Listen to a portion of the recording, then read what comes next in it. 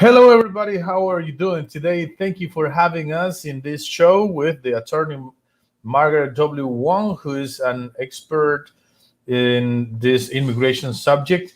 And of course, I'm really excited today because we're going to talk with the attorney Francis Fongsan, who is one of the experts in the law firm. Um, I think he is one of the doctrine makers or doctrine creators in the office that sets the guidelines for some kind of applications. So I'm really excited to talk about immigration with him today. He has been awarded as 40 under 40 attorneys. Um, so maybe we can talk about that later on. But it's an honor for me to talk to the attorney Francis Fongson. Good afternoon, attorney Francis. How are you doing today? Hi, good afternoon, Juan Carlos. I'm glad to be here. Thank you so much. And well, I was mentioning about this award that you had a couple years ago, and 40 under 40.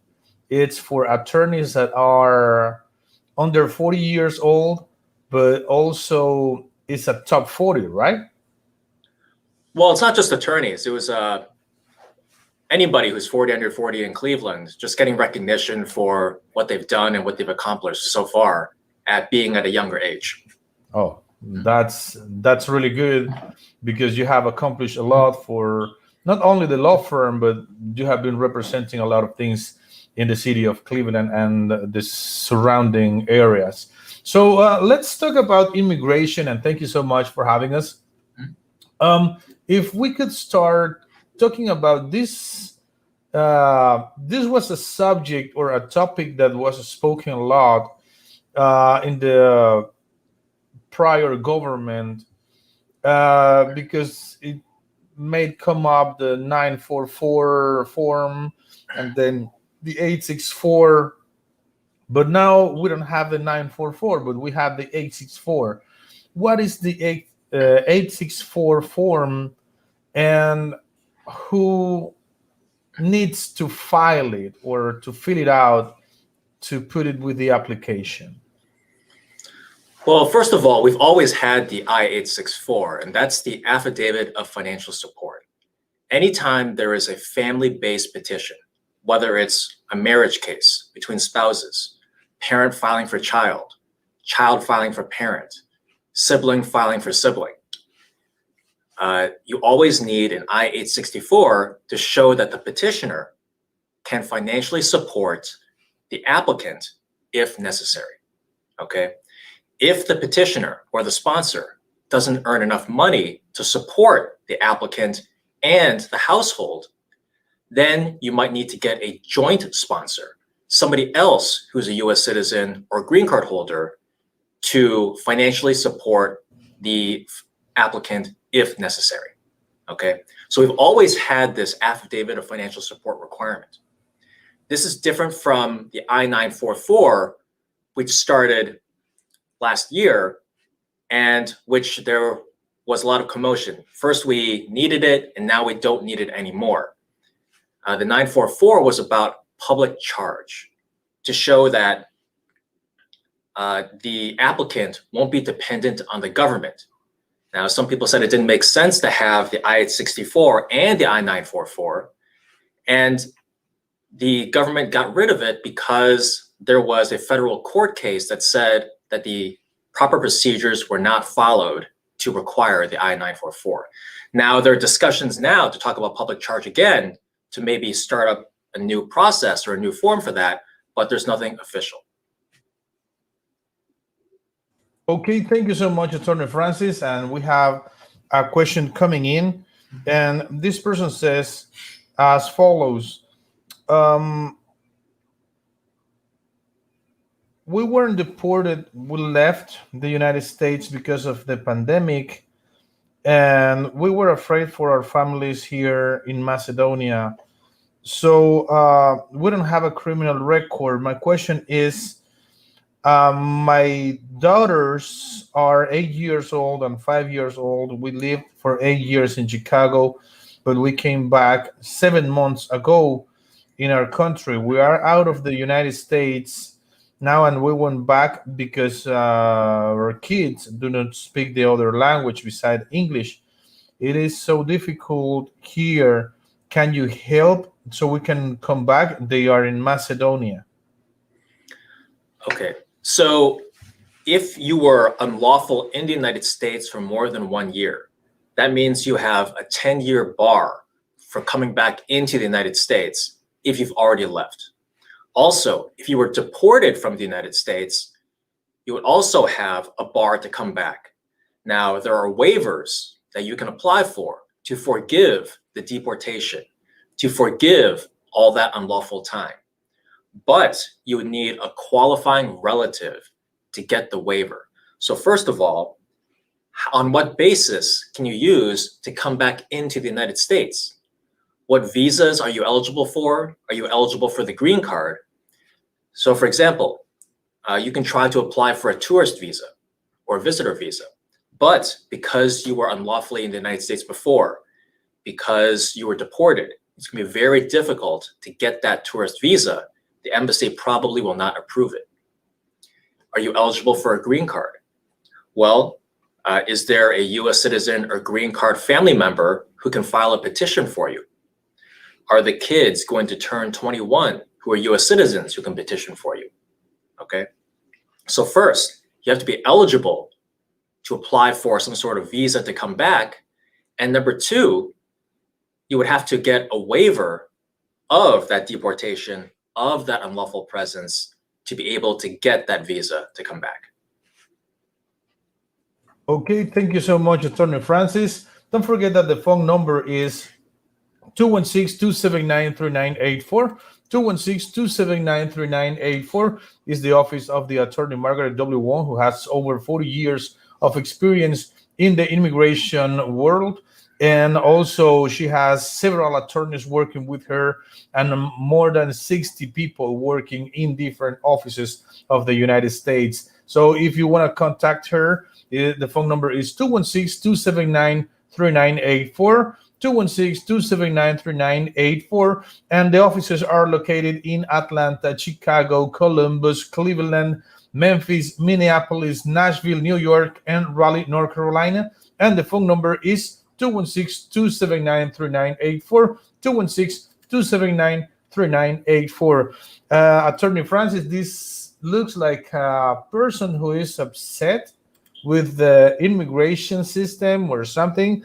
Why do immigration keep asking me for documents that I have already uploaded to on the CEAC? Okay, so first of all, what is the CEAC?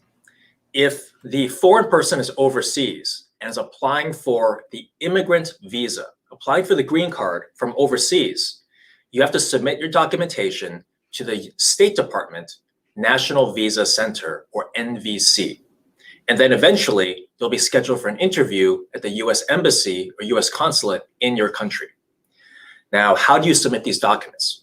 It used to be you would mail all of the documents to the National Visa Center US address. Now, because of technology, we can upload, and we have to upload those documents to the National Visa Center website through this online CEAC system. Now, CEAC has had a lot of problems. There have been, sometimes the website doesn't work, and a lot of times they ask for documents which you've already submitted. So if you've already submitted the documents, but CEAC is asking for them, you can actually see notes or explanation in the CEAC system that explains exactly what was wrong with those documents before. Maybe you're using an outdated form. Maybe the form hasn't been signed. Maybe you didn't submit the correct supporting documents. For example, if you submit a tax return, you have to make sure you submit the entire tax return, including all the schedules, and W-2 or 1099s. If you submit the I-864, you also have to make sure you include the supporting documentation, including proof that you are a US citizen or green card holder, okay? And proof of current employment or the assets. So definitely check the notes to see what was wrong with the documents that were already submitted so that you don't have to keep going back and forth through the CEAC because the embassy will not schedule the interview until the NVC determines that all the necessary documents have been received. Thank you so much, Attorney Francis. And thank you for your answer. So don't forget that the phone number is 216-279-3984, 216-279-3984. The next question is, I had visa until April 2021. I asked for visa interview last year, but it was postponed for September. And now to April next year, I am applying for my UK citizenship, but I was born in Venezuela. Should I keep asking for my renewal or just wait until I have British passport? Okay, so you're saying visa. Probably this is the tourist visa you're trying to renew. Now, if you are a UK citizen, then you can use ESTA, or the Visa Waiver Program, to visit the United States without needing a visa stamped into your passport, because the Visa Waiver Program allows you to visit for up to 90 days without needing a visa. Now, because of the pandemic, a lot of embassies, they're short-staffed, they don't have their full capacity, so they keep delaying a lot of these visa appointments. I would say keep trying to get that visa appointment, okay, until you actually have the UK passport, because otherwise you'll lose your place in line. Maybe there's delays with the UK passport. You might as well keep that place in line for the visa.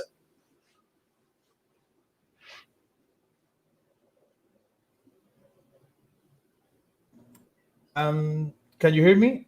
Yes. Okay. There is just a problem with one connection here, but we're getting right back into communication. Thank you so much, Attorney Francis, and I appreciate your answer. So the next question we have is coming from Mercy. I had my citizenship interview done since February this year, and I passed everything. And they told me the decision couldn't be made at that time. What does it mean? Since then, my status has never changed from interview. I was scheduled, and it never changed.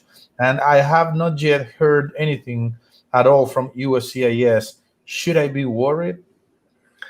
Okay, some offices are slower than others. So it's not automatically a problem that it's taking a long time to get a final decision. Now, if you have a criminal record, that means you've been arrested or convicted for any crimes.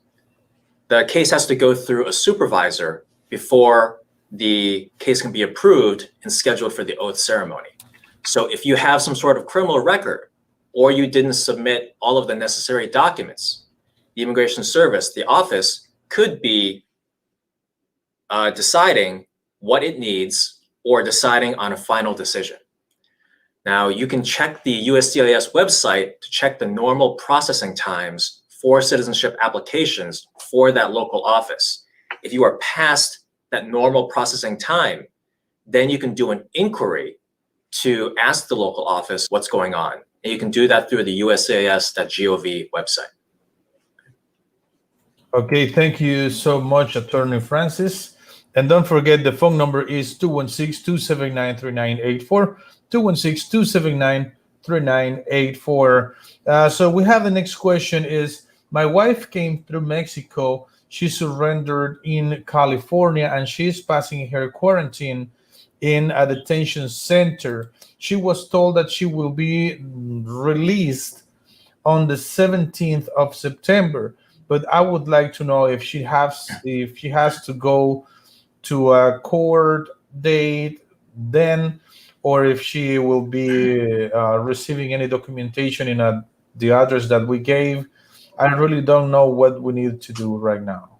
Okay, so if you appear at the border and you say that you have a fear of returning to your country, then the procedure is for an asylum officer or an immigration officer to give you a credible fear interview to decide, do you have a credible fear of returning to your country? Would you be persecuted if you return? Would you be harmed or threatened? Okay, if you pass that credible fear interview, then you get a chance to apply for asylum in the United States to see an immigration judge. Now, if she is released from custody, then she will receive eventually a court hearing notice to go to immigration court. Okay, it might take a couple weeks, it could take a couple months, it could take a couple years because the courts are very busy right now. She needs to make sure that she provides a current address to the immigration service when she is released and to update them with any address changes. Otherwise, she will not get the mail for that future court date. It might take a while, but eventually it will happen.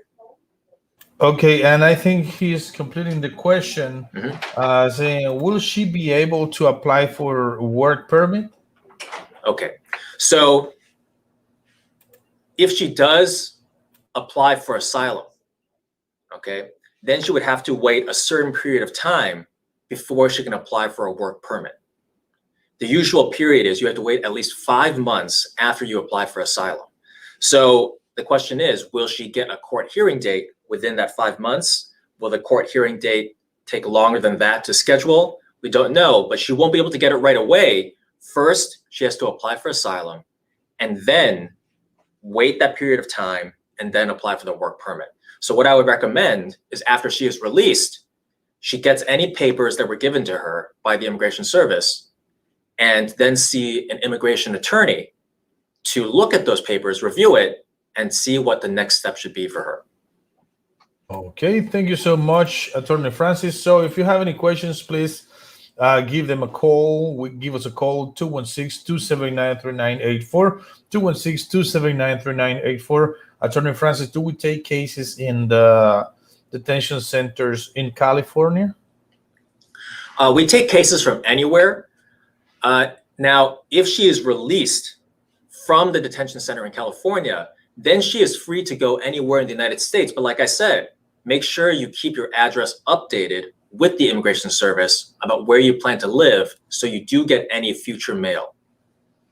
Okay, thank you so much, Attorney Francis. And then the next question is coming through, and it says, my name is Shafi, and I am originally from India, but living in Qatar. Well, he sent a phone number that I shouldn't show that much, but I am an airline professional. Due to this pandemic, I lost my job while I was looking for an opportunity, and I saw you in Facebook. Please help me to get an employer in US or Canada, and I am holding valid US and Canada tourist visa. Maybe it helps to come there and change the visa status. Can you help with that?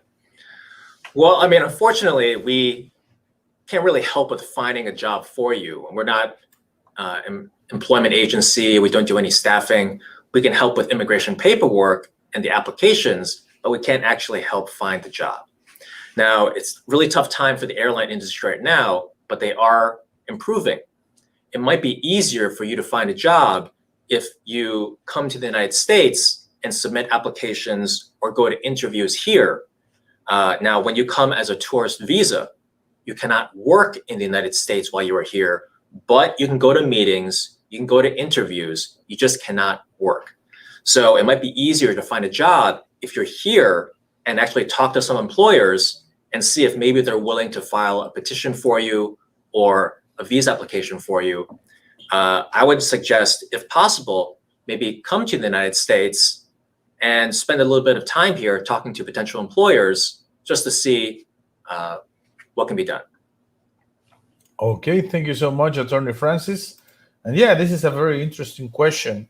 But also, Attorney Francis, many people have this misinformation that you can find a job just like finding a job or whatever, and then you will be brought into the United States. How difficult is to get an employment-based visa in the United States? Okay, so there are a certain number of types of work visas. Okay, it goes from, and they're for specific categories. There are religious workers. There's the H-1B, which is for professionals, where the jobs require at least a bachelor's degree. There are L1 visas, which is for companies that have a branch or an affiliate overseas, and the person can use that to come to the United States. Could be an O1, which is for people who have extraordinary ability. Have you won any awards? Have you been published in the newspaper? So there are a lot of different types of visas. And so we won't know what you're eligible for until we see your resume. And most of these, you need a job offer. You need a US employer who's offering you a job that qualifies for this visa, okay? And another option is if you find a US employer, but you don't qualify for a temporary work visa, that US employer could petition you for the green card, okay? Now, depending on what country you're from, that green card process could take 1.5 years, or it could take 10 years. For example, people from India, if you were born in India, there's a long wait for employment-based green card sponsorship. And so you might have to wait years and years in line before you can finish the green card process. And an employer can sponsor you for the green card, whether you are in the United States or overseas, okay? Okay, thank you so much, Attorney Francis. Don't forget the phone number is 216-279-3984, 216-279-3984, and offices are located in Atlanta, Chicago, Cleveland, Columbus, Memphis, Minneapolis, Nashville, New York, and Raleigh, North Carolina. And the phone number is just one, 216-279-3984, 216-279-3984. Monica is asking the next question. In a cancellation of removal case, an U.S. citizen brother can help in the case? Thank you. Okay, so when you apply for cancellation of removal, that means you're already in immigration court in removal or deportation proceedings. Now, you have to have a qualifying relative who is a U.S. citizen or green card holder and who is a parent, spouse, or child. That means that a brother or sister will not help you in the cancellation of removal case. The relative who would have hardship if you are not here has to be a parent, a spouse, or a child. Thank you so much, Attorney Francis. And the phone number is 216-279-3984, 216-279-3984. The next question, I am from Honduras, but I live in Spain. It's a very similar question to the one we had before, but in a different country, and the person is original from Honduras. And I have the Spanish citizenship. I applied for ESTA 3 times, and it was denied for no reason because they don't say. I was told to apply for a tourist visa, but do you think I should apply? Okay, so ESTA, like I said, is the visa waiver program. That means you don't need a visa to try to visit the United States. But you cannot actually come to the United States unless your ESTA is granted, which means there's an online application which you have to complete before you can book your plane ticket to visit the United States. If your ESTA is denied, that means that you have to actually go to the embassy to apply for a physical visa, the travel visa, tourist visa, before you can visit the United States. So if your ESTA is denied, it could be because of some sort of criminal issue. Maybe you were in the United States and had a deportation problem or were unlawful for a period of time. A lot of times there's no reason for this ESTA denial, but something might trigger the denial. If you do want to visit the United States, then you can try applying for the visa at the US Embassy, but be prepared to answer questions about, number one, why do you want to visit the United States? Is it for a limited period of time, a short period of time? Who will support you financially while you're there, or can you support yourself while you're there? Okay. And are you maintaining ties in your home country, in Spain? Is there something for you to return to, such as family or a job or a home? So those 3 factors are very important when you apply for a visitor visa. Thank you so much, Attorney Francis. And don't forget, the website is imwong.com, imwong.com,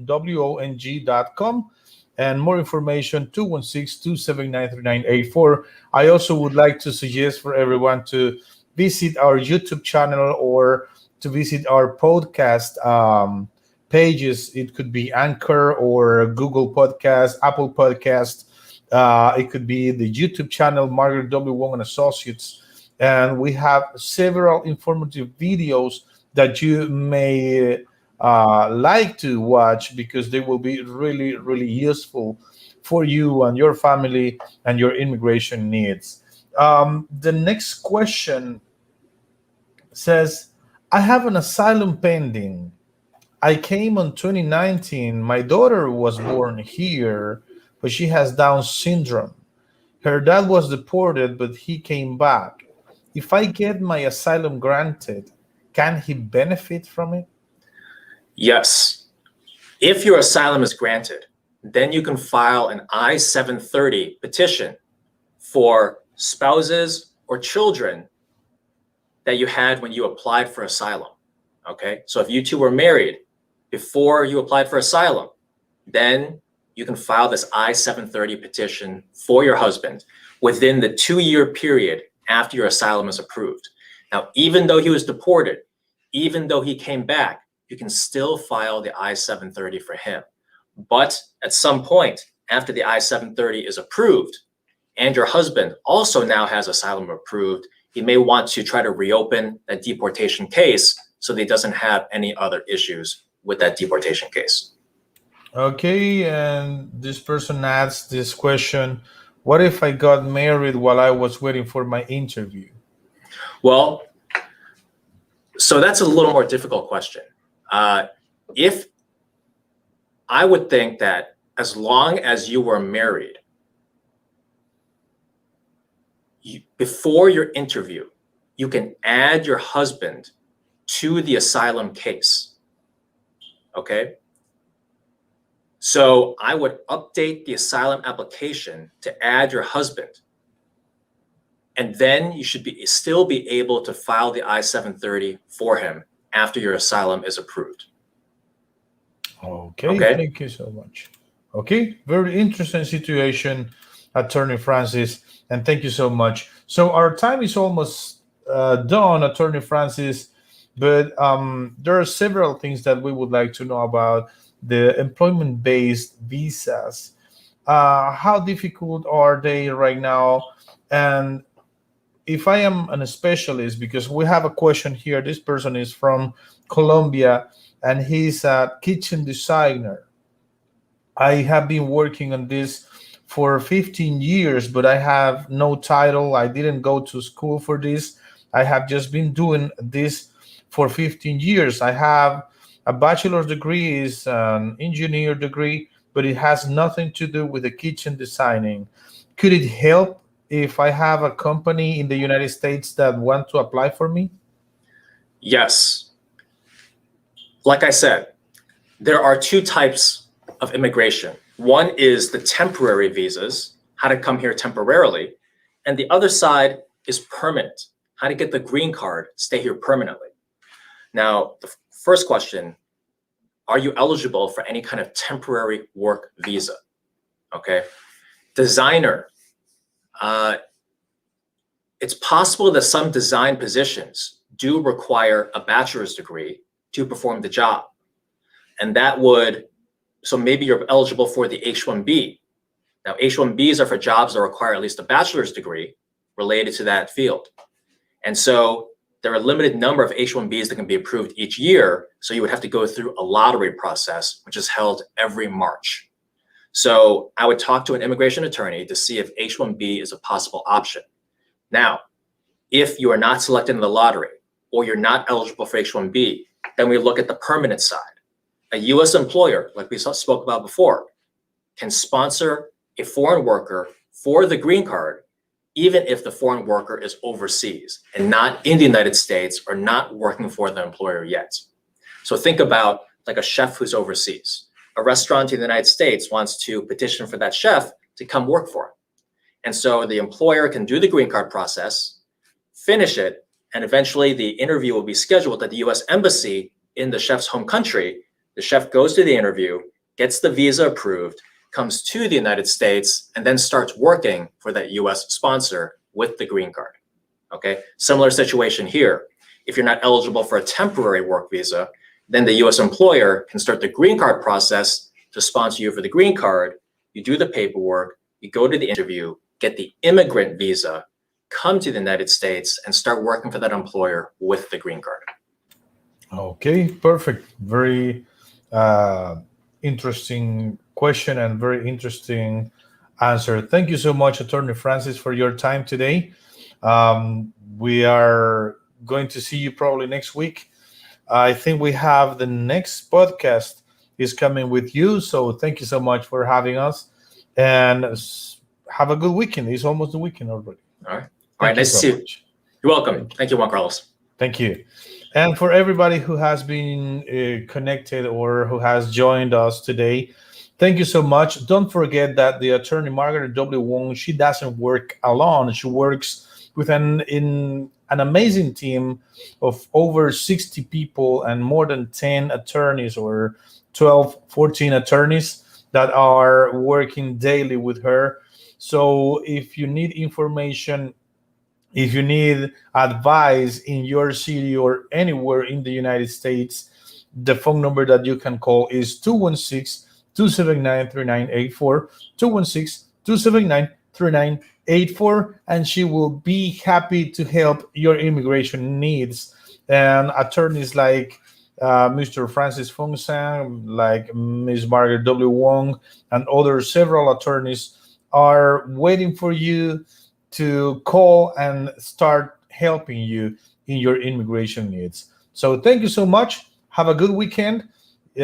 Keep connected with us in Margaret W. Wong and Associates, and we will be happy to help you with your immigration case. The phone number, don't forget, is 216-279-3984, 216-279-3984. See you next time. Take care and have a good weekend.